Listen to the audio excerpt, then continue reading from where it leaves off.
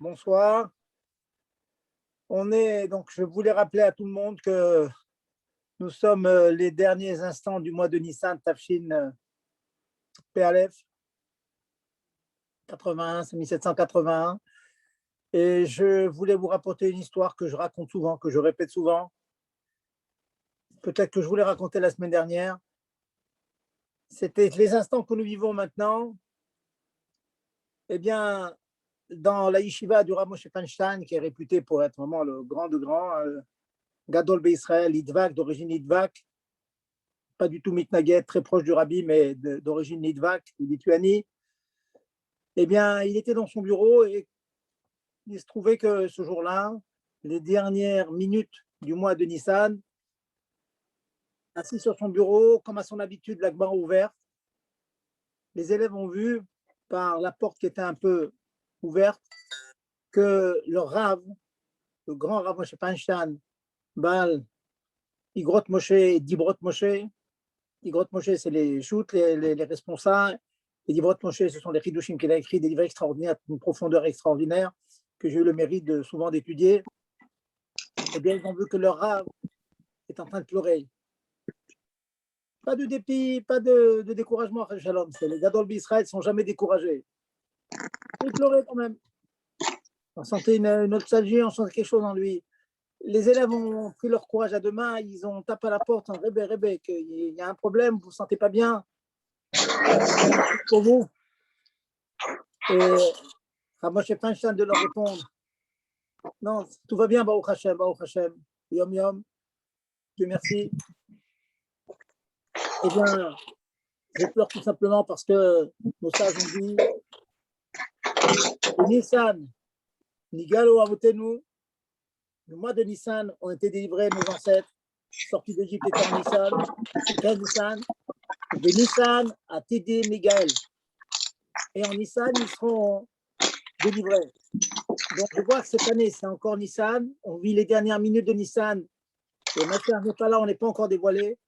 Donc, je me suis donné la permission de pleurer parce qu'il n'est pas venu sur le mois de Nissan. Vous inquiétez pas, moi, je Feinstein savait ce que l'on chante tous, ce que l'on dit tous. Bechol yom, chaque jour, on l'attend. C'est évident qu'il peut venir n'importe quand. Bon, la Gemara, dans Rouin est dit, il ne peut pas venir Shabbat parce que, pour diverses raisons, quoi, il ne peut pas venir Shabbat. Tout un pilpot dans la Gemara, s'il y a l'interdiction de Troumim, les Mahalam et Asarat Fachim. En tout cas, il peut venir à chaque instant. Mais le mois de Nissan, c'est un man mesougal, c'est un temps propice. C'est un temps propice, et le temps propice est passé. Tous les temps qui ont été prévus par nos sages depuis le Moyen-Âge, depuis de très très nombreuses années, les Rishonim, Acharonim ont prévu des dates. Vous croyez qu'ils se sont trompés? Shalom dire qu'ils se sont trompés.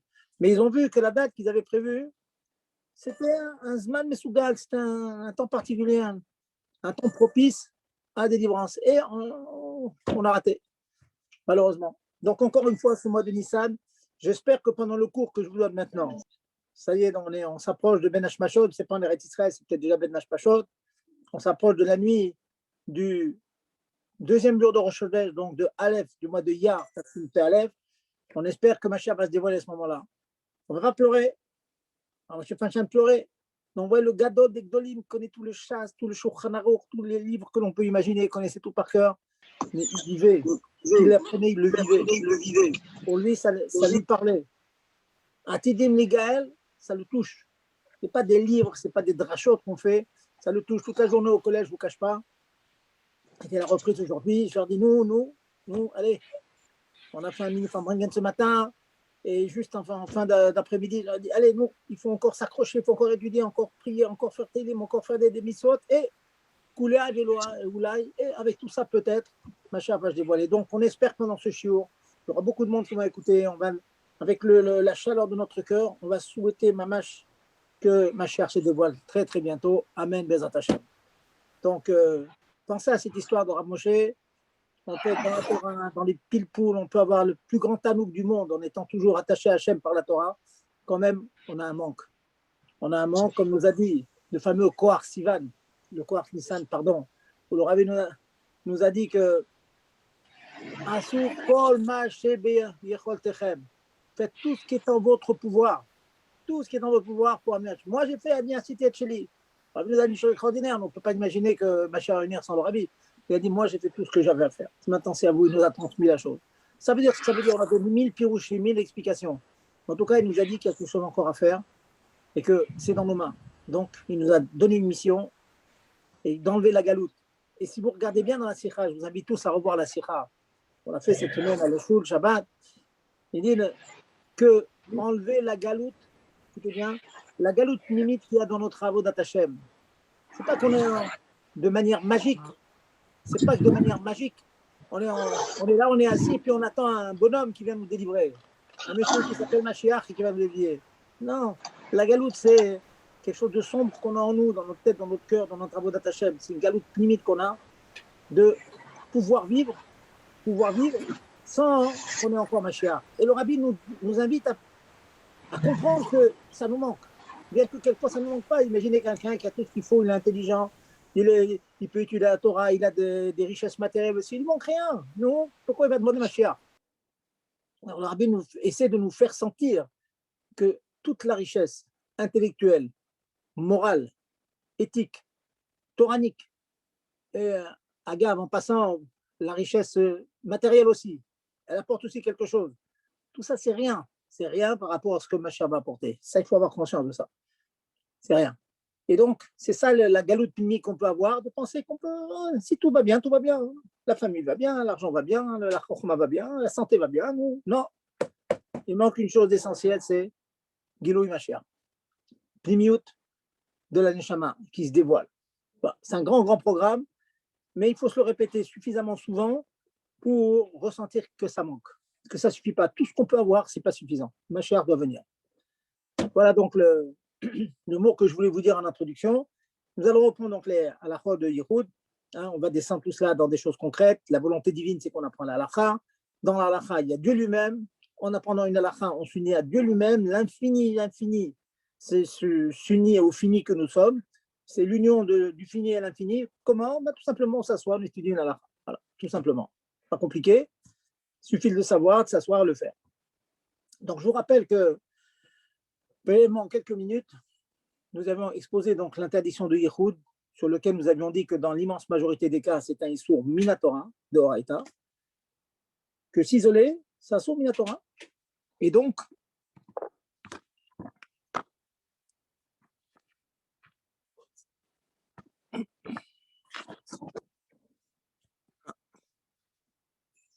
Pour faire ça, il y a eu un problème, je ne sais pas quoi. Ah voilà.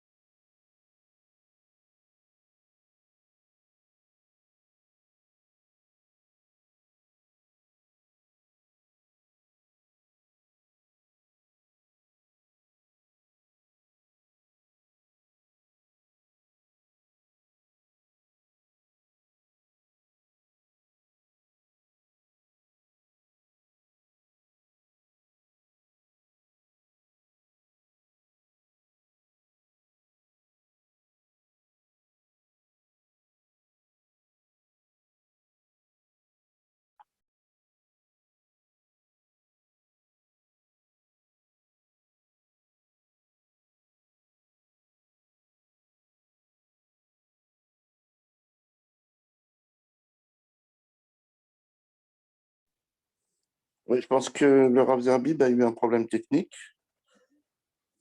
On va attendre qu'il revienne. C'est extrêmement pratique parce que on peut s'isoler. Donc, imaginons par exemple qu'il y ait le plombier, comme je disais la semaine dernière, qui vient faire une réparation. C'est très embêtant. La femme est seule à la maison avec le plombier. Il y a Issur Yichud. Si le mari est dans la même ville, c'est mouta. Voyez. Donc, pensez à chaque fois, c'est très très pratique d'avoir un médecin ou un poël, n'importe quoi, qui fasse le Yichud à la maison, donc de cette dame-là, et là, on aura la présence du mari dans la même ville. Prenons un exemple. Dans notre petit microcosme de Hier-Brunois, vous savez que moi je suis à Hier, il y a Brunois qui est à côté. Eh bien, c'est très simple. Quand je travaillais à Brunois à la Yeshiva, on avait un appartement aussi à Brunois. Eh bien, il n'y avait pas sur Yichud dans la mesure où j'étais à la Yeshiva. Maintenant, j'habite à Hier, le collège est à Hier. Donc, il suffit que la Isha aille s'isoler chez un médecin qui est ailleurs, dans la ville de Hier, ou bien qu'il y ait un plombier qui vienne dans ma maison personnelle ailleurs, et moi, mon collège est ailleurs, là je suis de la journée en train d'étudier au collège, donc il n'y a pas un sur route, c'est extrêmement pratique. Voilà donc le premier éther. Le deuxième éther, nous avions dit, c'est, je ne le dis pas dans l'ordre, mais bon, je dis dans l'ordre qui est peut-être le plus fréquent, c'est lorsque on s'isole en présence d'un chômeur, Donc une femme va s'isoler avec le plombier, elle va aller chez le médecin. Il suffit d'avoir un chômeur. Un chômeur, quel est l'âge du chômeur? En principe, pour un garçon, on estime à partir de 5-6 ans, déjà, il est chômeur. Donc, si la maman, elle prend un fils qui a 5 ou 6 ans avec elle, chez le médecin, c'est bon. Bien, si à la maison, le jour, il y a le réparateur qui vient livrer le frigo ou réparer le frigo. Si on a un garçon de 5-6 ans, ça marche. Une fille même, jusqu'à 9 ans aussi, ça marche. Certains poskim, j'ai vu le Chazonish, c'est plus Mekil, il dit qu'une fille, elle peut faire chômerette même jusqu'à pratiquement 10-11 ans. Même très pratique. Alors donc, on aurait une fille de 10-11 ans avec une femme. Et en fait, il y a 2 femmes avec un homme. Et je vous ai dit la semaine dernière que 2 femmes avec un homme, c'est interdit. Mais là, en l'occurrence, comme la fille est petite et les jeunes, la grande, la femme adulte, donc sera la chômerette, ne laissera pas une bêtise se faire avec la petite. Et la petite, bon, comme elle est petite, bon, elle répéterait une éventuelle action négative que ferait donc cette femme avec le plombier. Donc c'est quand même intéressant de savoir qu'on peut avoir un chômeur. Donc chômeur, c'est un deuxième éther, sachant que le chômeur ne marche quand il n'y en a qu'un seul que le jour. La nuit, il faudra 2 chômerim. Pourquoi? Parce qu'on dort. Alors vous allez me dire si on dort, alors même les 2 chômerim qu'on aurait, peuvent dormir les deux, oui, mais nos chachamim ont estimé que 2 enfants qui dorment, il y a une probabilité certaine forte qu'un des 2 se réveille. Donc c'est suffisamment dissuasif pour que l'on ait la permission de s'isoler. Donc, en 2 mots, c'est très très pratique. Ça peut arriver, c'est des cas exceptionnels peut-être, mais ça peut arriver qu'on soit en situation de yichud. Imaginez que vous êtes chez une tante une fois, chez une cousine, les parents sont allés à un mariage et tout. Eh bien, si on a 2 chomrim, par exemple 2 garçons, un de 5 ans, un de 6 ans, eh bien, c'est bien. Donc, il y aura le monsieur qui est avec sa cousine ou sa tante dans le même appartement la nuit, ils vont dormir.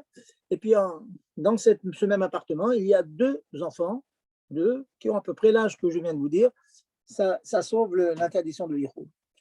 Au Hachem, c'est heureusement que c'est terrible parce que quelquefois, on est coincé, complètement coincé. On n'a pas le choix, on a des invités, on ne sait pas trop comment faire. Voilà les solutions. Donc, à la barrière, Chomrim, un le jour, 2 la nuit. Le troisième grand inter que nous avons, c'est ce que l'on a appelé la semaine dernière, Pétar Patouach Lechut Arabim, quand la porte est ouverte à l'extérieur. Et ça, au sens large, porte ouverte, même si elle est fermée. Elle est Sgoura Veloneoula, fermée mais pas verrouillée. L'orachma des Rishonim, mais comme ça on tient, peut être méquille que si on sait qu'il y a des personnes qui peuvent venir de manière impromptue à la maison, et que ou bien la porte est fermée, que les personnes elles ont la clé. Ou bien que la porte elle est certes fermée, mais pas verrouillée. Donc une personne qui vient de l'extérieur, il tape, il rentre. Dans ce cas-là aussi, ça enlève l'interdiction de yichud. Ça peut servir ça chez le médecin en général, dans certains cas. y a des médecins on peut demander, par exemple, la femme peut demander au médecin de, souvent par signe, bon, il ferme la porte quand il s'isole dans le cabinet avec le patient. Alors, on peut demander au médecin, insister, on s'habitue vite, on leur explique qu'on a un problème à la route, qu'ils ne verrouillent pas la porte. Alors, si on ne verrouille pas la porte, donc il y a toujours une personne qui peut venir taper, rentrer comme ça. C'est peut-être pas très très poli, mais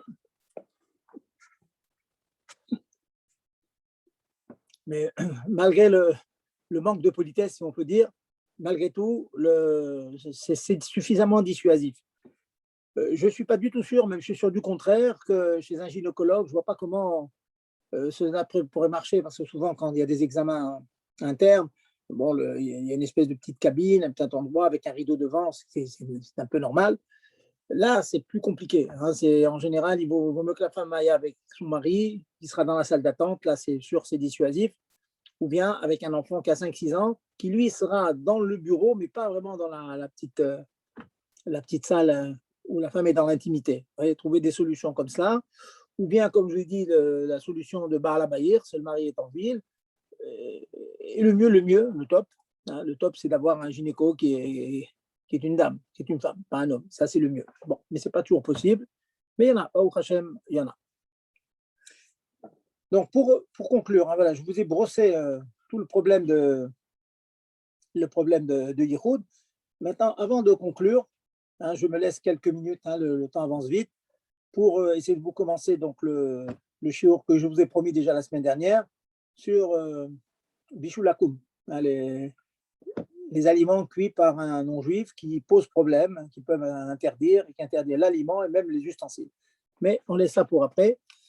Donc, revenons à des cas classiques où on peut se trouver en situation de Yichud.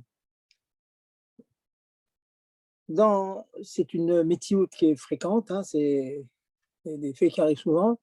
Il y a souvent des familles recomposées. Un monsieur a des enfants d'un premier mariage, il est veuf par exemple, ou divorcé, ben, il a des enfants. Et pareil, de la même manière, la femme. La femme, donc, c'est un deuxième mariage pour elle. Elle a 2 enfants. Il faut bien savoir que les enfants du mari, les enfants de l'épouse, de son épouse, enfants qui viennent d'un premier mariage, entre eux, ils ne sont pas du tout frères. Ils n'ont rien à voir. Même, j'ai envie de vous dire qu'à Pénin, ils peuvent même se marier ensemble. Ils peuvent même se marier ensemble. Parce que le nouveau couple qui vient de se constituer ne crée pas un chibour, ne crée pas une parenté entre les enfants du monsieur d'un premier mariage et les enfants de son actuelle épouse d'un premier mariage. Rien à voir. Ils peuvent se marier entre eux. Donc, vous comprenez bien qu'il y a un problème de yichud. Donc, ils se considèrent tous comme frères et sœurs. Hein, ils sont dans la même maison. Chacun appelle le couple papa-maman, mais en fait, le monsieur n'est pas le père des enfants de sa femme et la femme n'est pas la mère des enfants de son mari. Rien à voir. Donc, la yichud, c'est très fort. Vous vous rendez compte. Ça veut dire qu'une femme pourrait être en situation de yichud avec le fils de son mari à partir de 9 ans. Ça arrive souvent. L'enfant, il va au Kader, à l'école, il va à l'Eshiva, il a 9 ans, 10 ans, 11 ans. Il se trouve dans la maison de son père. Et il est en situation de yichud avec ce qu'on appelle la belle-mère, l'épouse de son père. Il y a yichud. Pareil, le monsieur. Le monsieur, il est avec la fille de son épouse, de sa femme, d'un premier lit, d'un premier mariage. Et aussi yichud, à partir de 3 ans. Vous vous rendez compte? Non, il ne peut pas garder la fille de sa femme. Il peut pas. Vous voyez, ça, c'est des problèmes qu'il y a dans les familles recomposées. Bon, mais ce n'est pas quelque chose d'interdit. De l'adoption aussi. Contrairement à ce que le cœur peut nous dire, le corps nous dit que j'ai adopté un bébé à l'âge d'une semaine, donc c'est mon fils, c'est ma fille, rien à voir, pas dit etc. Ben non. On voit ça dans la nature humaine, nos sages, ils le connaissent. Et donc, nos sages connaissent donc la nature humaine et ils savent que non, il y a etc. Donc, un enfant adoptif, un enfant adopté, eh bien, il y a yichud avec lui. On peut adopter. J'ai connu un cas qui était recommandé par le rabbi lui-même. vraiment recommandé par le rabbi. Il avait recommandé à un couple qui n'avait pas d'enfant d'adopter pour la solution d'adoption. Le rabbi a bien précisé, l'Isaher, faites bien attention à la faute de Yichud. Et c'est difficile, hein, je vous accorde que c'est difficile. Imaginez par exemple qu'un couple adopte une petite fille d'une semaine, un mois, 2 mois. Ben, dès l'instant que le petit bébé va grandir, à partir de 3 ans, ben, le papa adoptif ne pourra plus faire des bisous, la prendre dans les bras, la cajoler, la dorloter. C'est dur, hein, je vous accorde, c'est dur. Mais bon, il faut savoir si on veut faire la mitzvah d'adoption. Si on l'adopte, c'est que cet enfant n'a pas eu des parents qui étaient en mesure de s'en occuper. Ça peut être un petit enfant orphelin dont les parents, on connaît des cas, hein, dont les parents étaient accidentés. Ça peut arriver. Donc, il faut être au courant du problème. Donc, voilà donc les cas classiques de problème. J'ai noté dans mes documents donc les cas les plus fréquents, c'est donc la visite chez le médecin, l'ouvrier qui vient faire des travaux à la maison, lorsque les familles recomposées des enfants adoptés, lorsqu'on a la visite de quelqu'un de la famille, on a un oncle, on a un cousin qui vient d'Amérique, qui vient passer les fêtes de Pessah chez nous. Il arrive fréquemment que le cousin en question se retrouve seul avec la maman, avec la fille, avec la cousine et tout. C'est Yichud, il faut faire attention. Et un cas aussi extrêmement fréquent, qu'il faut faire vraiment très très attention. Je suis toujours mazhir des jeunes gens, quand on commence à les madrir rotam, on commence à les former sur les halachot de Nida, hein, d'un jeune couple. Donc il y a un Khatan Bekala, donc les fiancés et fiancées, ils sortent, ils se rencontrent un certain nombre de fois, et puis quand ils ont décidé de se marier, bon, ils vont faire quelques courses ensemble, ils achètent, préparent les meubles, le trousseau, etc. Il faut faire extrêmement attention qu'ils ne soient pas en situation d'Yichud. Et ça peut être très fréquent. Le cas fréquent de Yichud qu'il peut y avoir. Bon, maintenant, la nuit tombe très tard, mais en hiver, à 5 heures de l'après-midi, il fait nuit. Donc, par politesse et par élégance, il est clair que le Khatan sera tenté d'accompagner la Kala. Il est en voiture, il veut accompagner la Kala. Donc, s'il veut accompagner la Kaja chez elle, alors prenons un cas. Je reviens toujours à mes cas là où j'habite. Très souvent, la sortie est à Paris et le garçon, il accompagne la fille ailleurs ou à Brunois. Et quand il y a à certaines heures, ça prend un certain temps, une demi-heure, 40 minutes, 45 minutes. À certaines heures, le soir, il n'y a plus personne sur la route. On passe à côté de la forêt, il n'y a plus personne. Dès l'instant qu'on est sur une route qui n'est pas du tout fréquentée, donc on est en situation de route. C'est vraiment très compliqué. Donc il faut vraiment qu'ils s'arrangent pour rentrer au jour, ou alors d'être vraiment dans des artères, hein, dans des axes dont on sait qu'ils sont extrêmement fréquentés. Oui, il y en a, ça existe. J'ai envie de vous dire, sur des Champs-Élysées, il n'y a pas de Yichud. Hein, à n'importe quelle heure du jour ou de la nuit, il y a du monde sur les Champs-Élysées. Par contre, vous venez dans certaines banlieues lointaines, le soir, il n'y a plus personne, il n'y a pas un chat d'or. Alors, il y a Brunois, nous avons la forêt à côté, il y a une route qui longe la forêt. Vous allez vous promener, aller faire un footing la nuit, vous serez tout seul. Donc, il faut bien faire attention à ce paramètre-là. Voilà. Donc, je vous ai brossé voilà, encore une fois rapidement, mais au moins vous êtes au courant des problèmes et n'hésitez surtout pas à poser des questions parce que quelquefois c'est assez compliqué. Comment s'en sortir dans une situation délicate. Je vais vous donner un exemple que peut-être j'en ai parlé la semaine dernière, mais peu importe. Je vous rappelle, c'est un exemple que j'ai vécu. C'était une personne qui habitait pas loin de la yeshiva. Et le matin, il se réveillait très tôt, à 6 heures du matin. Il avait une chabruta. Très tôt, il étudiait avant la tefila jusqu'à 8 heures.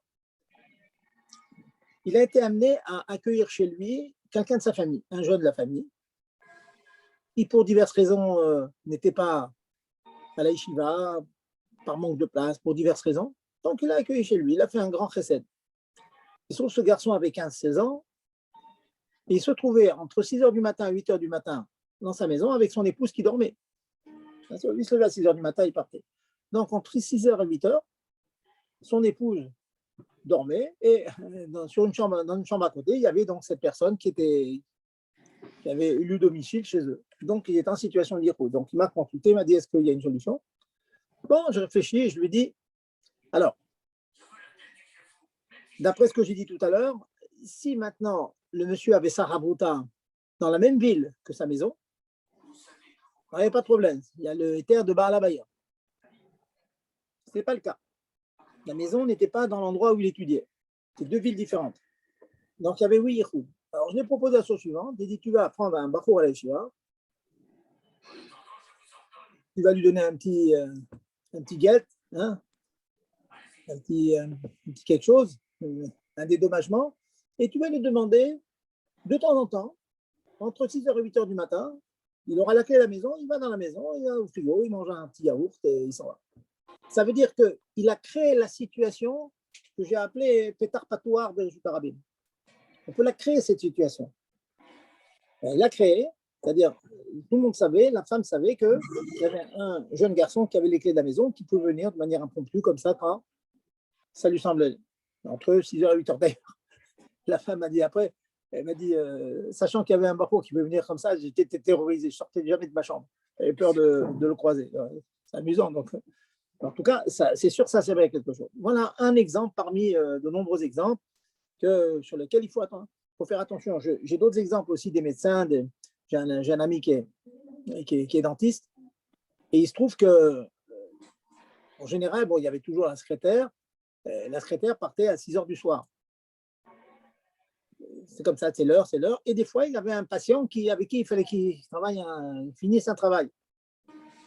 Bon, c'est assez rare, hein, parce qu'en général, l'aide, l'assistante, elle reste jusqu'au bout. Mais ça arrive qu'elle s'en va. Donc, il se retrouvait toute seule avec sa cliente.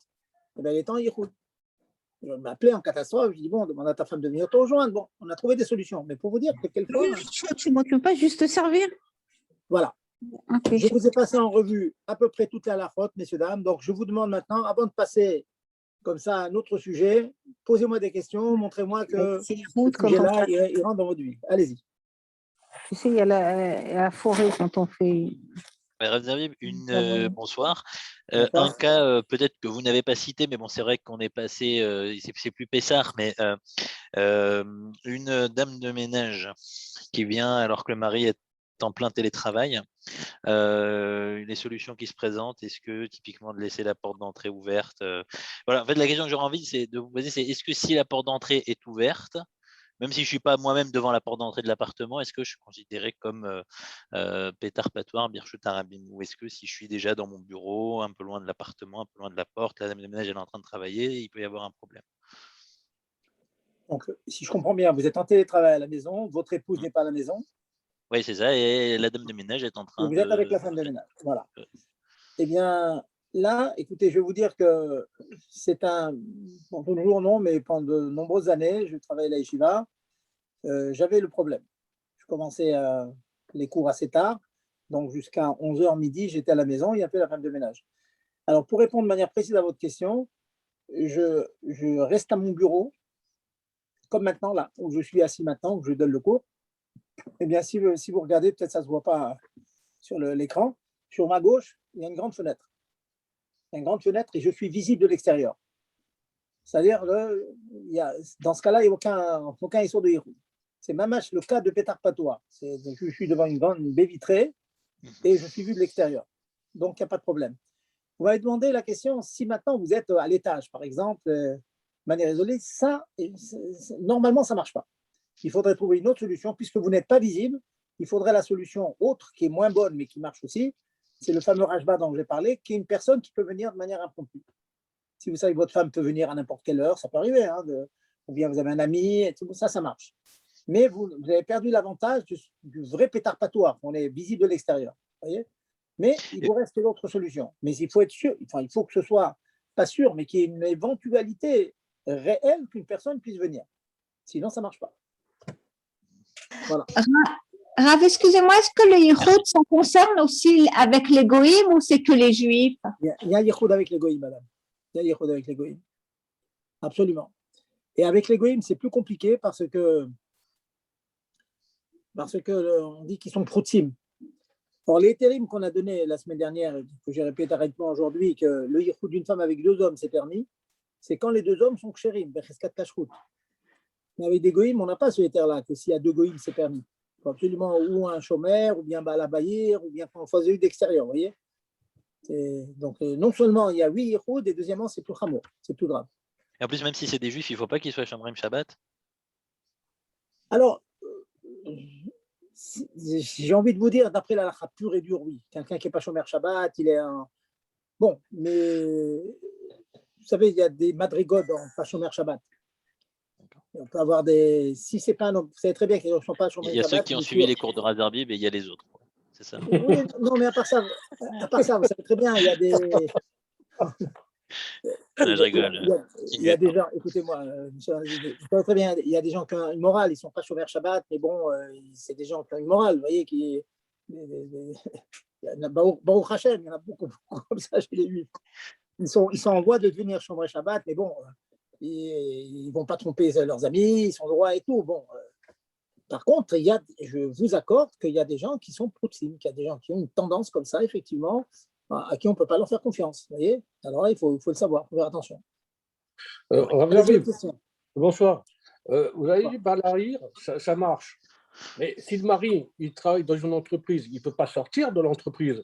Alors, ça peut marcher. Bonne question. Il y a des horaires à faire. Il y a des horaires à faire de 8h à 5h du soir. Il n'a pas le droit de sortir de l'entreprise. Alors, comment ça peut marcher, Balahir? J'ai répondu à cette question. J'avais apporté la svara du Rambam. Ce que je dis, c'est des marcoquettes, mais on peut être méquis. Comme toujours, il y a des discussions. Mais beaucoup d'acharonim sont médaïkim du Rambam. Le Rambam, il dit pourquoi quand Baala Bahir, c'est permis? Parce que Emat Baala Alea. Elle a une crainte naturelle de son mari. Il n'a pas dit parce que le mari peut venir à chaque instant. Parce qu'il y a une crainte naturelle. Alors vous allez me dire, oui, mais si la ville, elle fait 100 km, oui, c'est comme ça les gdarim, c'est comme ça les halachot. Il y a des gdarim. Dans chaque loi, il y a des gdarim, il y a des limites, il y a des barrières. La barrière, c'est tant qu'on est dans la même ville, la femme, imaginez, je ne sais pas, vous êtes à Haïfa, la ville Haïfa, une femme aurait peur de faire une bêtise sachant que son mari est à Haïfa. Vous voyez, c'est la même ville. Comme ça, les poskim, ils sont mal dire la chose. Et même que, comme vous dites, normalement, il ne peut pas sortir de son travail, etc. Et donc, même attention, je ne parle pas d'un cas où le mari est en prison, il est vraiment emprisonné. Non, pas ça. Sinon, ça marche. Allez, autre question. Ce que vous avez dit la semaine dernière au sujet de Baala Bayar, c'est si jamais c'est une ville qui porte le même nom. Vous aviez dit, mais concrètement, ça veut dire qu'on est d'un côté de la rue, des fois on connaît cette situation, d'un côté de la rue, ça s'appelle Les Lilas, et de l'autre côté, de la rue, ça s'appelle Romainville. Concrètement, ça veut dire, il n'y a pas le éther de Baala Bayar si le mari il est d'un côté de la rue et la femme de l'autre. Exactement, il n'y a pas le éther. Par contre, en général, je dis bien en général, s'il est vraiment de l'autre côté de la rue, il y aura la possibilité qu'il vienne, l'autre svara, vous voyez. Mais comme monsieur m'a demandé tout à l'heure, mais imaginons par exemple qu'il peut venir en théorie, mais il a un tel job que il peut pas, il est un peu prisonnier, quoi. Dans ce cas-là, je perds tout. je perds Baala Bayir et je perds le schéma Yavo. Et alors que par contre, pour être sûr de bien comprendre, par contre, si le mari il est Paris, premier arrondissement de Paris, ou même voilà, il est dans le 16e et la femme elle est dans le 20e, ça marche. Voilà. Dans les postes qui c'est marqué à Filouir qui est Ninive. Ninive. Je ne sais pas comment c'était Ninive, mais c'est de la grande ville de l'époque. Voilà. Raph, je peux poser une question un peu spéciale. Enfin, c'est un peu une question spéciale.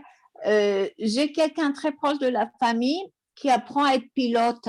Et donc, il y a un moniteur d'avion qui est avec une jeune fille, justement. Est-ce que ça s'appelle Yehoud? Une bonne question que vous demandez. Je suis en train de réfléchir avec vous. Mais ils sont toujours en contact avec la tour de contrôle et ça m'étonnerait qu'ils puissent faire des bêtises parce que s'ils font des bêtises, je pense que l'avion, il tombe. Vous savez, madame, je vais vous dire, maintenant, j'ai entendu qu'il y a des nouvelles voitures. Vous rentrez dedans, elle part, elle s'arrête, elle freine, elle prévoit les… On peut imaginer que quelqu'un qui est un pilote d'avion, il peut téléguider son avion et avoir quelques minutes de liberté. Je pense que c'est possible. Vous voyez, je n'ai jamais conduit un avion, je ne sais pas, mais je suis convaincu que c'est possible. Et le Yetzer Hara, il est tellement fort qu'on peut imaginer qu'avec la aura du pilote, etc., qu'il puisse se faire une avéra. Je pense, hein, Ah, d'accord. je pense que c'est comme un assaut. Vous voyez qu'on ne va pas commencer à inventer des cas d'exception, de dire qu'il n'y a aucune possibilité. Vous voyez, qu'il y a Mais aucune possibilité. Si vraiment il n'y a aucune possibilité, maintenant c'est un cas à déterminer, s'il n'y a aucune possibilité, savoir, alors effectivement, ça sera peut-être moutard. Et encore, peut-être que les Chachamim m'ont dit ce qu'on appelle l'eau-ploug, parce qu'ils ne font pas de différence, vous voyez. Il faut faire attention à ça. Et aussi dans les ascenseurs, vous pouvez expliquer le yichud dans les ascenseurs? En général, l'ascenseur, sauf en tout cas dans les pays que j'ai fréquentés, ça ne dure jamais plus que quelques minutes, c'est moins que le shiur. Donc, on considère qu'il n'y a pas Issur Yichud dans l'ascenseur. Sachant que, n'oubliez pas, il y a quand même le lien du pétarpatoire, parce que tout le monde sait que dans une minute, ça va s'arrêter. Il peut y avoir des personnes. Donc, c'est un peu comme ce que j'ai appelé porte fermée, mais pas verrouillée, vous voyez. Donc, dans l'ascenseur, il n'y a pas. Bon, il y a des gens qui sont gênés d'être avec une femme dans l'ascenseur. Bon, c'est une autre question, de signout, mais à l'achat de Yichud, il n'y a pas d'interdiction. Et pour revenir sur l'histoire de l'avion, s'ils sont toujours sous contrôle par la tour de contrôle ou sous caméra, ça ne peut pas jouer ça? Sous caméra, écoutez madame, l'histoire de la caméra, c'est une chéla moderne qui est beaucoup développée. Si vraiment, il y a des caméras, il y a une tour de contrôle où on voit les gens, de plus en plus, je vois que les poskim sont méquilim. Vous savez que les conséquences qu'on appelle les nafkamina de ça, c'est pour la traite du lait, c'est pour la shmira du vin, pour un tas de choses comme ça. S'il y a des caméras, est-ce que ça marche? Bon, c'est des discussions dans les post-kim, mais en général, les post-kim sont d'accord que c'est vraiment des caméras. Ça veut dire qu'en plus, il y a un film. Même que s'il n'y a pas quelqu'un qui est derrière la caméra, de toute façon, on pourra développer le film après. Comme on voit avec les cambrioleurs et tout, on peut développer le film. Effectivement, ça, c'est dissuasif. Si une personne sait qu'il y a un film qui est en train de les filmer, bon, c'est dissuasif, ça. Ah d'accord. Et la dernière question, mais les gens, ils ont peur dans l'ascenseur que s'ils se bloquent, alors ils resteront longtemps. Oui, ça c'est sûr, ça c'est ce qu'on appelle un khashash. Mais on ne va pas interdire de peur que, vous voyez. D'accord, très bien. Puisqu'on est dans oui, on ne va pas interdire de peur que. C'est permis, c'est permis. Maintenant, s'il y a un problème, bon, effectivement, on tâchera d'être. Moi, je serais bien embêté si, imaginez, madame, ça vous arrive à vous. Hein, vous savez que c'est un ascenseur qui s'arrête toutes les minutes. Pof, on est bloqué, on se retrouve une journée avec un monsieur. Ou avec un monsieur ou avec une dame. Je serais très, très embêté. Je crois que je prendrais mon iPhone et je passerai la journée à discuter avec mon épouse. Je serais bien embêté, j'appellerai vite au secours. Merci beaucoup. Voilà. Encore des questions? Est-ce que logiquement, Rav Zerbib, il y a un équivalent de la Bahir, mais de la femme vis-à-vis de son mari? Ishto Bahir ne marche pas. D'accord. Hein, les femmes vont crier au scandale, misogynie, qu'on est misogyne, ce n'est pas de la misogynie malheureusement. Ce n'est pas de la misogynie, c'est des faits. Il se trouve que la svara du Rambam, c'est comme je vous ai dit, c'est Emat Ba'ala Alea. Elle a une crainte naturelle de son mari. De manière générale, les hommes, on va dire comme ça, en tout cas nos sages considèrent cette chose suivante, il y a moins de crainte du mari envers sa femme. À la limite, voilà, je vais aller un peu loin, vous n'êtes peut-être pas d'accord avec moi, mais à la limite, s'il se fait surprendre, bon, il dira Sricha, Mechila, Vechule, et bon, au fond de lui, il n'aura pas l'impression que sa femme va divorcer. J'ajoute des soirotes. En tout cas, c'est marqué. C'est marqué clair que ce concept de Emad Ba'ala, c'est seulement de la femme envers le mari et par l'inverse. Donc le mari peut être tenté, bien que c'est sûr que s'il sait qu'il fait une bêtise et que sa femme est au courant, ça peut être une catastrophe, mais ce n'est pas suffisamment fort comme argument dissuasif pour dire que l'homme ne pourra pas faire une avéra. Alors que l'inverse, c'est vrai. Voilà. Et est-ce qu'il y a un équivalent avec le père de un des deux? Un équivalent de Baal HaBayim avec le père de un des deux? Non. La femme qui s'isole, elle sait que son père il est dans la ville. Non, le père va pas crier au scandale si sa fille, il n'a pas à exposer si sa fille. Encore une fois, quand je dis va pas exposer, peut-être il va exposer, peut-être quelqu'un qui a bien éduqué ses enfants, mais en tout cas, ce n'est pas suffisamment dissuasif pour une femme de dire Mhm. mon père est dans la ville et donc je ne vais pas faire une avéra. Par contre, sachant que son mari est en ville, oui, elle aura peur. Merci.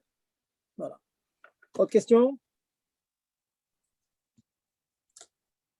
C'est bon? De toute façon, messieurs, là, mesdames, si vous avez des questions dans la semaine, n'hésitez pas à les poser. Au contraire, hein, c'est ce shiur que je donne, que ça une petite heure par semaine, c'est plus une invitation à vous montrer le foisonnement de halachot. Hein. Vous avez vu à Pessah, je pense que tout le monde a eu plein de questions sur les shiurim et sur toutes les choses. Bon, pareil aussi, vous êtes au courant qu'il y a un issour de Yichud. Donc, chaque fois que vous aurez un problème, maintenant, vous savez, n'hésitez pas à prendre le téléphone, vous pouvez m'appeler. Hein, mais si je ne vous réponds pas, c'est parce que je suis en Zoom ou je donne un cours. Vous me laissez un message et en général, à 99% des cas, je rappelle ou je réponds par WhatsApp. Et donc, n'hésitez pas. Hein, n'hésitez pas. Il faut toujours vivre dans ces dikdouké mitzvot. Hein, j'insiste là-dessus. Les mitzvot et les faire bien. Bien faire la halakha, c'est ça l'attachement du juif avec Dieu. Bien faire la halakha. Voilà. Donc, écoutez, sans prendre de récréation, on va passer à un autre sujet. On va l'aborder. Et je pense que c'est un sujet qui est extrêmement intéressant et très d'actualité. Je vois souvent des erreurs qui sont faites. Je vais vous apporter un ou deux ma'asim où j'ai vu que l'ignorance de l'existence de ce issour qui s'appelle Bishul Akoum. Bishul, c'est une cuisson. Akoum, c'est un nom juif. Une fois, je parlais de ce sujet à un groupe d'élèves, des gens mariés, des pères de famille. Et au milieu du shiur, au milieu de la halachot que je dis, il me dit, mais si je vous comprends bien, le fait qu'on a une nounou qui va chercher les enfants à 5 heures de l'après-midi à l'école, et en rentrant à la maison, on lui fait confiance, pas de problème, même, elle ne touche pas, il n'y a que des choses cachées à la maison, sûr et certain, mais elle fait cuire des choses, elle fait une omelette dans le four, dans le micro-ondes, elle fait cuire certains légumes, etc. etc. D'après ce que vous dites, il y a problème. Bah oui.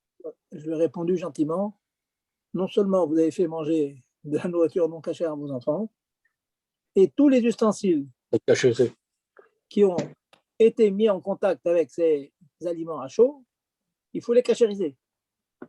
Donc, vous voyez, ce n'est pas une mince chose. Ce n'est pas une mince chose. Et les retremper au migvé aussi? Ah non, même pas. Les cachériser et les retremper au migvé ou pas? Non? Non. Alors, il faut savoir une chose que, de manière générale, des ustensiles trempés au migvé qui deviennent non cachers, le fait de les cachériser, ce qu'on appelle cachériser, c'est-à-dire enlever le issour, n'oblige pas à le retremper au migvé. Parce que le trempage au migvé, c'est un concept de touma vetara, pureté d'impureté, c'est un concept spirituel. La cachérisation, ce n'est pas que spirituel, il y a du goût du issour qui est dans le pays. Donc, vous l'enlevez, mais la tahara qu'avait le kéli, elle reste. Donc, il n'y a pas de problème ici. Voilà. Donc, on va voir certains éthérimes dans la Charat Kéli, mais il faut bien savoir. Donc, voilà, c'est une petite histoire que je vous rapporte là pour montrer que vraiment, dans certaines maisons, il tombait des nues, le pauvre monsieur. Un bon juif, Shomam Yisraël et tout. Il venait d'apprendre que toute sa vaisselle n'était pas cachère. C'est compliqué. Après, on a dû donner tout un shiur sur Mistama Bezat Hashem, j'aurai l'occasion de vous le faire, sur Ercher Kelim, comment cacher les kelim, la porcelaine oui non, l'aluminium oui non, ainsi de suite. Donc, c'était vraiment. Alors, il y a un issour qui s'appelle Issour Bichoulé Akoum, Bichoulé Noché. Pourquoi?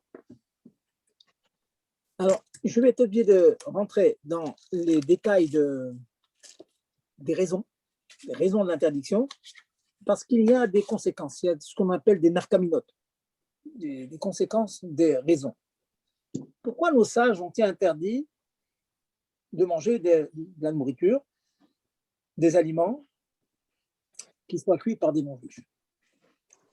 C'est longuement développé dans la Gemara Avodah Zarah, Mishnah, la Gemara après. Et les Rishonim donnent deux raisons. Première raison, c'est Mishum Chatnout. Qu'est-ce que ça veut dire? À cause d'un risque de mariage. C'est-à-dire, quel rapport entre un mariage et manger un beefsteak cachère, 100% cachère, cuit par un non-juif? Le rapport, il est très simple. Ça commence par un beefsteak, mais dès l'instant qu'on crée une amitié, et le non-juif en question, il est très coopératif, il est gentil, ne vous inquiétez pas, je vais vous acheter de la viande, glad kasher, bet Yosef, shrita lubavitch, tout ce que vous voulez, avec le tampon. Voilà, je vous prépare ça à la maison, ne vous inquiétez pas. Amenez-moi beaucoup vos ustensiles. Voilà, j'ai acheté des ustensiles, des barquettes aluminium toutes neuves. Bon. Je ne cache pas, j'ai eu un ami comme ça, ouais, quand j'étais plus jeune. Vraiment, il ne trouvait pas normal que quand il vient à la maison, il mangeait chez nous et que nous, on mange avec chez lui. Je vous achète ce que vous voulez. C'est compliqué d'aller expliquer que malgré l'ustensile en aluminium, les barquettes qu'il allait jeter après, donc qui était 100% cachère, et malgré le four qui était 100% cachère, le fait que lui-même le cuit, c'était interdit. Pourquoi? Vous comprenez tout de suite. Dès l'instant qu'on crée une amitié comme cela, regardez malheureusement les cas négatifs que l'on voit, ceux qui ont des copains en classe, qui ont des copains. Maintenant, c'est habitué maintenant, nos enfants sont à l'école juive, ils sont dans les shivas, dans les khadarim. Mais n'oubliez pas que lorsque les Nord-Africains sont sortis à partir des années 60, ils sont sortis d'Afrique du Nord, là, Tunisie, Maroc et Algérie, bon, bah, ils étaient à l'école de République, hein, vous savez bien, ils ont fait les facs, ils ont fait l'université, donc ils avaient des copains goy, braves gens, pourquoi pas. Hein. Et donc, je mange chez toi, tu manges chez moi, même s'ils mangent cachère, ils vous achètent de la nourriture cachère, du poisson cachère, 100%, voilà. Et c'est comme ça qu'on crée, et c'est comme ça qu'on a vu malheureusement des mariages mixtes et toutes les choses négatives que l'on connaît. Kavachomer en Amérique. En Amérique, la catastrophe qu'il y a eu depuis avant la guerre, d'ailleurs, la Deuxième Guerre mondiale, à cause de cela, parce qu'il y avait un kirouv avec les Donc, première raison pour laquelle Chaim l'interdit, or, vous pensez bien que dès l'instant qu'on dit à un goy qu'on ne peut pas manger la nourriture aussi cachère soit-elle, mais cuite par lui, on ne peut pas la manger, wow, c'est sûr, ça crée un froid, ça crée une barrière. Ça, c'est la première raison. Deuxième raison, évoquée par nos Chachamim, c'est Shema Yaharev d'Avarisso Bemahal. Peut-être qu'il va mélanger quelque chose qui n'est pas permis dedans. Pas forcément avec les mauvaises cavanotes. Pour faire bien. J'ai quelques anecdotes à vous raconter. Dans un restaurant, un très très bon archer, qui faisait des sushis, par exemple, ou de la cuisine indienne. Eh bien, ces cuisiniers, hein, c'est un grand chef, très très difficile à comprendre pourquoi, mais il pensait qu'en amenant des morceaux de poulet à lui, personnel, c'était meilleur. Il faisait ça vraiment pour être un excellent. Il n'est pas exprès de nous faire manger des choses qu'on ne mangeait pas. Mais ça dépassait son entendement que nos poulets étaient mieux que les siens. Donc il l'a amené de chez lui, c'est incroyable. Il l'a amené de chez lui. Il s'est trouvé que le chômeur, une fois, il a trouvé qu'il y avait quelque chose de curieux. Il a demandé, mais d'où vient ce poulet? Il n'a pas répondu. Finalement, il a poursuivi l'enquête. Il se rendait compte que ce monsieur a amené du poulet de chez lui. Incroyable. Voilà. Donc, il y a cette rachache que si on mange de leur cuisson, parce qu'ils ont des bonnes recettes, et si vous lui dites par exemple que ce poulet, on va le faire que à l'huile, sans mettre un doigt, une cuillère de beurre, il ne peut pas comprendre, et donc il va ajouter un peu de beurre. Une fois, il va me dire c'est de la margarine, un jour, il mettra du beurre. Il ne comprend pas. Et donc, c'est la deuxième raison pour laquelle on ne veut pas manger de la nourriture qui est cuite par des non-juifs. La nafkamina, on dit à la yeshiva. Est-ce qu'il y a quelque chose qui sort entre les deux raisons que je viens d'évoquer? Il y a effectivement un grand nafkamina, une grande différence. Vous savez que dans de nombreuses halakhot, on dit qu'une personne qui n'est pas shomer Shabbat, un vrai non-shomer Shabbat, il parle de Shabbat, il fume, non shomer Shabbat, dans certaines halakhot, il prend un digne de non-juif. Attention, ne me faites pas dire ce que je ne dis pas. Yehudi, afal pisherata Yehudi. Un juif peut faire toutes les fautes du monde et ça reste un juif. Pas de ça. C'est pas que du point de vue halakhique, il perd certaines prérogatives, certains privilèges. Et s'il est non-shomer Shabbat, on considère que dans certaines halakhot, il a un statut. Voilà le mot, il a un statut de non-juif. C'est un juif qui a un statut de non-juif. Alors on va raisonner maintenant. Imaginons que un aliment soit cuit par un non-shomer Shabbat. Et c'est une sheila, mes chers amis, une sheila qui est archi d'actualité.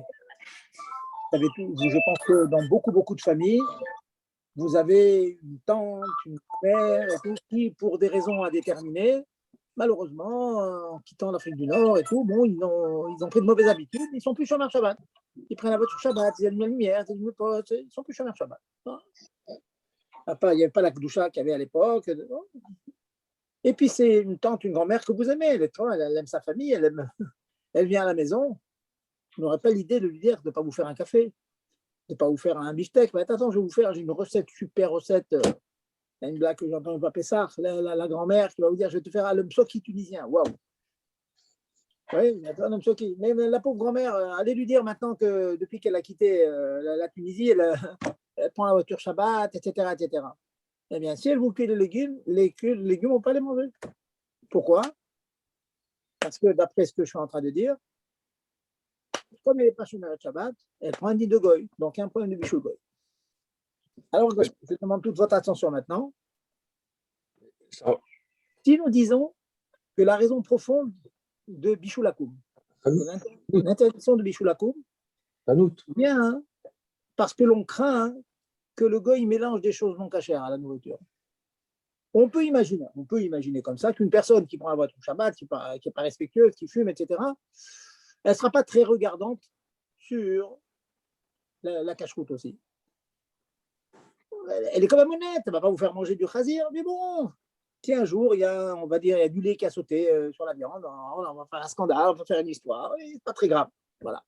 On ne peut pas lui faire confiance. C'est pas qu'on soit à Shabbat, on ne peut pas lui faire confiance sur la cache-route. Donc, un bichoul, un poisson, une viande, des légumes, cuites par cette grand-mère ou cette tante, etc., qui n'est pas shomer Shabbat, ou bien cette amie qui n'est pas shomer Shabbat, c'est pas caché. C'est bichoul goy.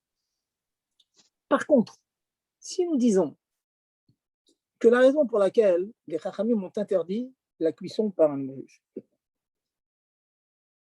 ce n'est pas par crainte qu'elle mélange la nourriture non cachère, pour une autre raison, c'est comme j'ai dit au début, Mishum Khatnout, de peur que cela crée des liens d'amitié avec elle, et donc on va finir par se marier.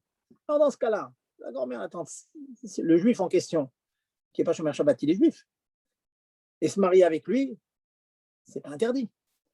Donc le chachage de Khatnout de mariage, n'existe pas avec un non-shomer Shabbat. Vous voyez là le point? Donc en deux mots, je résume. Bichoul est interdit pour deux raisons que j'ai rappelées. D'après une raison, si c'est un juif qui est non-shomer Shabbat, sa cuisson est interdite. D'après la deuxième raison, le mariage, sa cuisson est permise. Alors qu'est-ce qu'on fait? Dans les faits, parlez. Les khatrila, si vous avez quelqu'un de la famille qui est une grande cuisinière, qui vous fait à manger, etc., et qu'on sait pertinemment qu'elle n'est pas shomer Shabbat, les khatrila, il vaut mieux qu'elle ne vous fasse pas à manger, à cause du problème que je viens d'évoquer. Maintenant, Bediavad, c'est un posteriori, elle l'a déjà fait, ou bien c'est un cas exceptionnel, on ne peut pas, par manque de cabode, on ne peut pas se permettre de lui refuser, elle vient de la cuisine, etc. Bon, on verra après qu'il y a des solutions, on peut nous-mêmes allumer le gaz et tout. Bon, je rentrerai dans les détails plus tard. Mais dans ce qu'on appelle Béchat Adachak, en cas de besoin, on pourra quand même consommer la nourriture que cette grand-mère ou cette tante ou cette cousine, cette personne nous a cuit. Ou bien ça peut être un monsieur qui fume Shabbat, puis c'est un grand cuisinier, vous a fait un super plat de viande aux légumes. Dans la mesure où il est juif lui-même, donc D'après la raison que l'interdiction, c'est pour éviter un mariage avec un non-juif, là, hein, la raison, elle tombe à l'eau, tout simplement parce que c'est un juif, ce monsieur, ou cette dame. Donc, al-pi halakha, on peut s'appuyer, donc, comme je vous disais, sur cette raison-là, que l'interdiction, c'est par crainte des mariages, lorsque la cuisson est faite par un juif qui est pas shomer Shabbat. Très pratique comme halakha. Vous entendrez peut-être certains abbadim qui seront plus marchmir dans cela. Bon, chacun a le droit d'avoir son avis. J'aurais tendance à être plutôt méquille dans ça et de dire que les khatrila, on évite, mais c'est sûr qu'on n'interdira jamais une nourriture. Une femme qui aura fait, comme je vous l'ai dit tout à l'heure, en plaisantant, qui aura fait un psoki pour toute une famille, et que, bon, elle n'est pas, j'emploie les mots que le rabbi employait, elle n'est pas encore shomeret Shabbat, elle est mieux aux lettres, mais elle n'est pas encore shomeret Shabbat, on pourra consommer la nourriture. Voilà déjà une petite introduction à l'interdiction de Bishulakou. Posez-moi quelques questions parce que je vois que l'heure avance vite. Allez, est-ce qu'il y a d'autres questions sur ce que je viens de dire? Ouais, une petite question. Allez-y. Si c'est un vieux monsieur comme ça qui fait un plat pour quelqu'un, mais ses enfants à lui sont juifs. Donc lui, il est goy, ses enfants à lui sont juifs. Donc le seul itratnout qu'il peut avoir, c'est avec des juifs. Mais lui, il n'est pas juif. C'est interdit. Est-ce que Bédiabat, c'est bon? Non. Non. Il faut jeter tout. On jette tout. Merci. Si c'est le papa, voilà, un monsieur, un goy qui est marié avec une juive ou qui vit avec une juive, qui a des enfants, les enfants juifs peuvent être trop, je connais des cas comme ça, les enfants sont trop, ils sont la yeshiva. Le père est goy. Donc ils vont chez leur papa, par kavod, il faut respecter quand même. Et ben le papa, il faut absolument refuser la nourriture cuite par le papa goy. Il faut le respecter, attention, hein. Il faut lui dire, papa, on ne peut pas manger. Tu nous fais cuire quelque chose, on ne peut pas manger. Il faut lui dire clair. Il faut jeter toute la nourriture. Mais c'est le papa goy qui le mange. Une question comme ça. Ah, pardon, Oui. si la personne présente a fini de poser sa question, en tout cas. Oui, excusez-moi. Oui, alors je voulais juste savoir, est-ce que malgré tout, le fait qu'une fois que, donc on a bien compris, il ne faut pas que le goy il allume le feu lui-même, est-ce que malgré tout, il n'y a pas en plus une obligation qu'il faut qu'il y ait un juif qui le surveille quand il est en train de faire la cuisine, si jamais il fait la cuisine, puisque visiblement, d'après la deuxième raison, on a peur qu'il rajoute de la nourriture qui lui appartient, mais a priori, ça peut intervenir même une fois que les feux sont allumés. Là, vous avez fait un grand pas. Là. C'est-à-dire, vous supposez que les gens qui ont écouté le show, ils sont au courant que si le juif allume le feu, on peut laisser le goy cuire. Vous parlez Non, déjà je ne sais pas. Non, justement, c'est la question que je vous pose. Alors ça, on verra la semaine prochaine. Hein, je vais rentrer dans ça. Effectivement, d'après le Rama, le Mechaber, il interdit ça, le Bet Yosef, mais le Rama, il permet que si le feu est allumé par le juif, le goy peut cuire. Ça veut dire, pour le Rama, l'essentiel, c'est le feu. Alors pour le Mechaber, c'est la cuisson qui est l'essentiel. Alors dans ce cas-là, effectivement, si maintenant c'est allumé par le juif, il n'y a pas Bishul Goy d'après le Rama. Maintenant, vous demandez, est-ce qu'il y a la deuxième raison? Alors je vais vous répondre, oui et non, ça dépend du cas. Imaginons que le papa dont vous parlez là, de la question du monsieur tout à l'heure, imaginons qu'il cuise chez ses enfants, ils sont eux-mêmes chambre mitzvot. Donc à la cuisine, il n'y a que des aliments cachers. Maintenant, est-ce qu'on va craindre que le papa, il va sortir quelque chose de sa poche et tout? J'ai envie de vous dire, en général, non. Et puis les enfants, ils connaissent leur papa. Vous savez, il y a l'égoïme droit, il y en a qui sont tordus. Donc, il doit savoir qu'il ne va pas, en principe, vous voyez, sortir de sa poche. Mais, je dis toujours, dans les cas, malheureusement, ça existe dans les personnes hariniques converties. Très souvent, ils nous posent beaucoup de questions. C'est un problème parce qu'ils ont une mitzvah de respecter leurs parents qui sont non-juifs. Et de l'autre côté, c'est très compliqué parce qu'il faut manger chez eux. Alors, dans ce cas-là, il faut vraiment qu'il connaisse son père, qu'il fasse très, très attention, qu'il n'y ait pas une possibilité qu'il mette quelque chose, qu'il ne va peut-être pas faire ça de manière sciemment, vous voyez, pour, comme on dit, shmata, vous voyez, mais il peut le faire pas ignorant, parce que pour lui, c'est pas chachouv, etc. Donc, il faut que les enfants soient très, très vigilants là-dessus. Okay. Voilà. Je crois qu'on a bouclé pour l'instant, donc pas Bishul Goy, hein. Bon, on n'est qu'au début, je vous ai fait donc l'introduction. On a bouclé Yehoud, on commence Bishul Goy. J'espère que une petite question. Quelqu'un m'a posé une question. Il prend bio, il prend du pain bio, et il y a une usine qui fabrique du pain qui est pré-cuit déjà. Les ingrédients, ils sont cachers, hein, il n'y a aucun problème. Est-ce qu'il a le droit de faire cuire dans son four? le faire cuire dans son four cachère. Ça pose pas de problème? Bon, d'abord, pour vous répondre, je ne m'engage pas sur la cache-route des ingrédients, hein, en supposant que quelqu'un, on est sûr sur la cache-route. Hein. D'après ce qu'il m'a dit, l'usine est faite bio. Donc, elle fait que cette pâte-là. Ouais, elle fait que cette pâte-là pour. Oui, mais vous savez très très bien. Vous savez très bien. Je sais, je lui ai pas dit. de trafic. Donc, c'est pas possible. Bon, je vous dis ça avec prudence. En supposant, voilà, on va dire qu'il y a un juif qui est allé à l'usine et il vous dit, voilà, il n'y a que des ingrédients pas chers. Est-ce que le pain en question précuit, il est mangeable maintenant? Ça, je ne sais pas, je ne peux pas vous dire. Voilà. S'il n'est pas mangeable, c'est évident que le juif peut les cuire et le rendre mangeable. Ça, c'est évident. Oui. Maintenant, s'il est mangeable, Béchat Dachak, on verra la semaine prochaine, c'est une chéla qu'on va approfondir. Si le goy l'a cuit jusqu'à Mahal Ben Drossaï, vous connaissez ça hein, dans Shabbat. Oui. Ça veut dire que Béchat Dachak, c'est mangeable quand même. Bédochak, c'est mangeable. Mais que le juif, il finisse, donc ça devient bon par le juif, ça aussi, c'est moutard, c'est une coula. Parce que Bichoul Goy, c'est mis des rabanan et on est mékil, que même que le goy, il a cuit à moitié ou au quart, mais que le juif, il finisse, c'est quand même cachère. D'accord. Ça pose pas un problème. On va revenir là-dessus. Votre question, elle est d'actualité. Par exemple, il y a des fois du riz qui est précuit. Oui. Vous voyez? Mais ce n'est pas très mangeable. Si on force, c'est peut-être mangeable un peu. Mais précuit, si on est sûr, encore une fois, hein, je ne m'engage pas sur. En supposant qu'il n'y a pas d'ingrédients interdits, le fait que maintenant il y a besoin de le recuire pour qu'il soit bien meilleur, c'est cachère, il n'y a pas un problème de bichoul goy. Non, ce n'est pas simplement ça. Il n'y a pas de problème pour le four de la personne elle-même après. Non, pas du tout. Si je vous dis que c'est moutarde de le faire, je vous dis que c'est même moutarde de le manger, alors qu'elle va remettre pas pour le four. Non, pas de problème. Ok, d'accord. Voilà, messieurs, et Erev Tov. Je ne sais pas s'il fait nuit. Il fait nuit en Israël. Oui. Il fait nuit en Israël. Et comment? Il fait nuit en Israël. Il fait bon, hein. Nuit, il fait nuit. Il fait nuit, ouais, il fait nuit, ouais, il fait bien nuit. Parce que nous, en France, encore le jour, ma chère, il peut encore venir, on est encore en Nissan. On a compté le Homer, on a fait Mariv. Ça y est, ça y est. Bah, nous, non. Kriyat Shema à la Mita dans pas longtemps. Bon, moi, je suis très loin de tout ça. Mais nous, il nous reste encore quelques minutes de jour. On va demander à Dieu, ma chère, Bezat Hashem. Ah ouais, voilà. Il y a une dame qui veut vous poser une question, là. Allez-y. Allez-y, madame. Je l'écris sur le chat. La question, elle est sur le chat. Je voulais savoir si, par exemple, quelqu'un qui n'est pas chômeur Shabbat, elle a cuisiné, et puis nous, on a pris sa cuillère, par exemple, et on l'a mélangée dans notre vaisselle chez nous. Est-ce que ça pose problème pour notre vaisselle? C'est-à-dire qu'on a cuisiné chez elle, et on lui a emprunté, par exemple, sa cuillère pour chez nous, et puis on l'a mélangée partout. Est-ce que ça pose problème?